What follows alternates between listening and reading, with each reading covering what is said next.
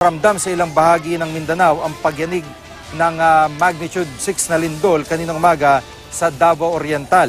Nakuna ni Scooper Francis Jason Villanueva ang mga estudyante at faculty sa Ateneo de Davao na nasa labas ng kanilang mga silid. Wala naman daw nagkagulo at pinabalik din ang mga estudyante at guro sa mga silid matapos magbigay ng clearance ang safety office ng Ateneo de Davao. Ayon sa PHIVOX, walang inaasahang pinsala mula sa lindol pero posible ang mga aftershocks. Magtatanghali ng lumindol. Nasa dagat ang epicenter nito sa layong 42 kilometers timog silangan ng Tarragona, Davao Oriental. Naramdaman ito doon sa lakas na intensity 4, gayon din sa Mati, Lupon at Manay at hanggang sa Tagum, Davao del Norte.